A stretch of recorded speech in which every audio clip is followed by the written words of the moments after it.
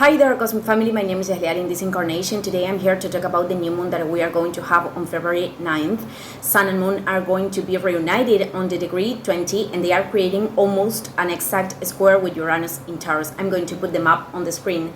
So Pluto, although it is at degree 0, it is not in a conjunction, is the first new moon. It is the first new moon in Aquarius with Pluto in Aquarius, so we are going to feel its presence, and I'm going to mention other thing later linked with Pluto. So the fact that it is in a square with Uranus, which is the regent of this sign, indicates that the next 6 months will unfold with radical changes in the material plane. So this will require us to free ourselves from structures and spaces, internal and external, that are not in resonance anymore with this new reality that we are moving forward. So these changes are driven by the original self, the soul, the higher self. You can put it the name you want. I call it in many ways. They are driven by the cosmos with the purpose of moving us from those limiting places that don't allow us to connect with inner freedom and with our value in some area of our life. It's important to check in which houses of our natal chart we have Aquarius and Taurus. So we are going to talk about how this transit could impact in our individual lives, and we are already feeling it. Let's remember that the manifestation is 1 week before, one week after, and this is a cycle of 6 months. We have to remember that in the collective level, this is expressed in a different way. However, we can always find a connection because what is happening in the collective is created by the individuals. So with this Aquarian Uranian energy, there can be manifestations, protests, revolutions. In fact, in Europe, I never almost talk about news. But in Europe there is a protest of farmers, and this is very linked with Uranus in Taurus because the square between the Sun and Uranus is active today, February 1st, and it is going to be perfected on the next week, but we are already feeling it. And Taurus is linked with the earth, with the fertility and what the earth gives to us. So also this new moon will occur after the conjunction, the exact conjunction between Mercury and Pluto in Aquarius. So news, exposure on humanitarian issues, collective and the powers that operate in our systems, because the power is Pluto, are going to be exposed. And we know that many of those things have to transform, and they will do it. In the cycle of Pluto and Aquarius, they will do it. There are many structures that we will see fall. So, okay, I wanted to mention that. And let's talk about the energy of Aquarius. We are talking about an energy that is linked with the different, to thinking outside of the established, of the box, to be able to rising, to elevate above the circumstances, the experiences, and to understand the interconnection of the experiences and the interconnection of what is happening on the outside with us, with the inside. It is also linked with changes and detachment, and with taking steps that represent a jump into the void, because we don't know how the experience will unfold after that step. So in both the individual and the collective level, in a general way, this energy is not integrated at all.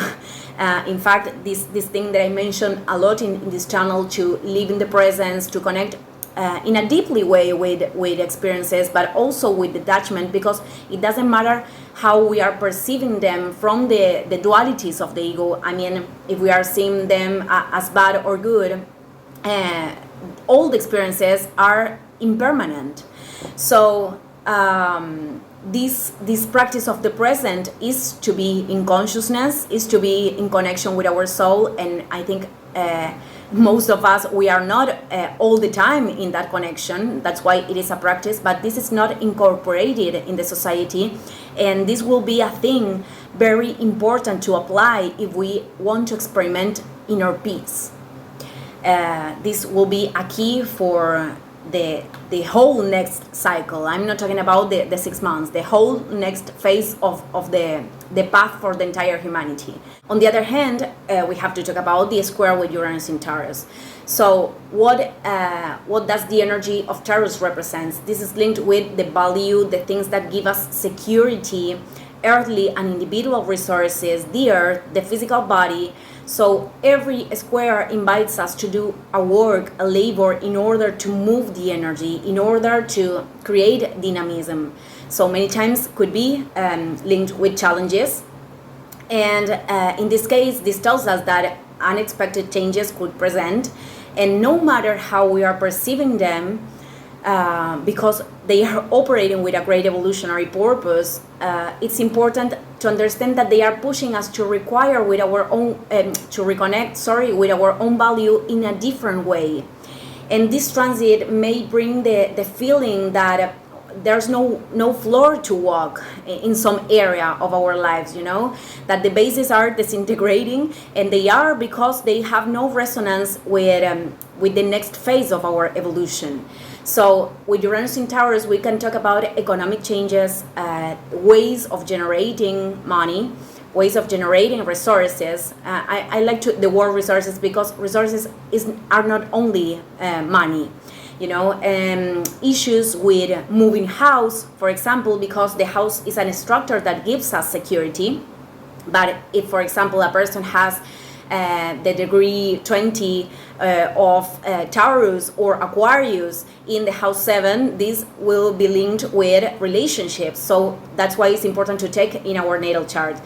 And for other people, this could be linked with manifestations in the physical body. And I always mention this, but it's very important to identify the origins of those manifestations, because all the imbalances respond to an emotion that we are not managing or a decision that we are not taking. So we have the opportunity to make the energy flow, despite the things that we can practice to get better.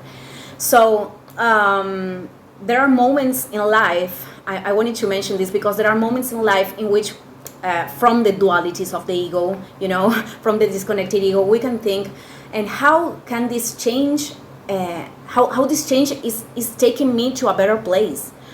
But there is the challenge, exactly, to give the leap and to detach and to understand that if there are things that we cannot change on the outside, it is because we have to change on the inside. When I was studying the map of the transit in order to make the video, I remembered about this film, In Pursuit of Happiness, and of Will Smith, and I'm going to do a spoiler, so I am warning you if you didn't watch it.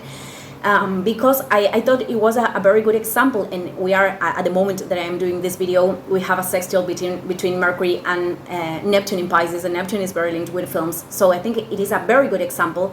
And if you remember, the main character went bankrupt. The protagonist was alone with his child in the street. The wife left. He went through a lot of difficult things, one after another. And the man was always focusing on solutions. I think he had its own processes, but what I'm trying to say is that he was like having sudden ideas that is very linked with Uranian and Aquarian energy. He was in improvisation, in constant improvisation, but doing whatever thing he was feeling he had to do. And the end of the story, the real story, I'm talking about Chris Garner. That man found his purpose, because he's a person that speaks for a lot of people and collaborated with the path of a lot of people. So he didn't end up working in Wall Street.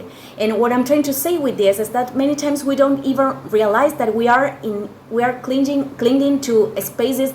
And we deserve much more, but we don't know our potential because we have to go through those challenges to discover it. And those changes that many times we are rejecting can take us to unimaginable places.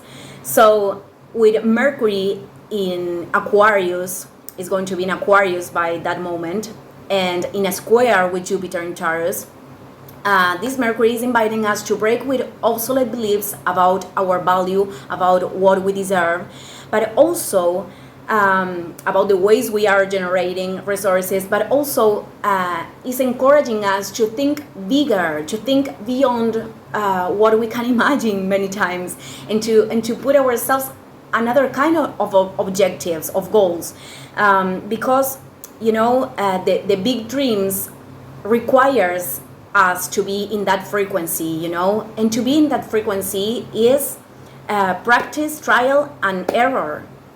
It is about that. It is one step after another, like the main character of the film that I mentioned. And the last thing that I wanted to mention is that this lunation happens with Venus in Capricorn in trine with Uranus in Taurus, but at the same time is creating a square with karma nodes. I don't want to expand on this because I will talk about this later, but the trine with Uranus is a fluid aspect, about commitment, about self-love, and to become the agents of change in our own lives, and to build in the things, not in the things that society are telling us that we have to build, but in the things that we really feel on the inside we have to build. And if we don't know about it, to look up, to dig in ourselves and to discover those things.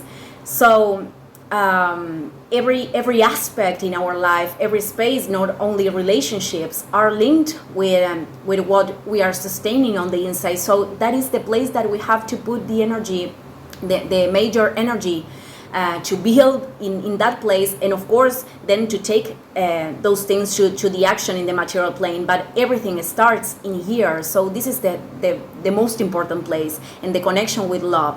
So Venus in a square with the nodes, and trine with Uranus, the new moon in Aquarius, everything is telling us to decide and take a step outside of the what is called comfort zone, the things we know, to go beyond, and to open ourselves to the changes and to manifest a new life.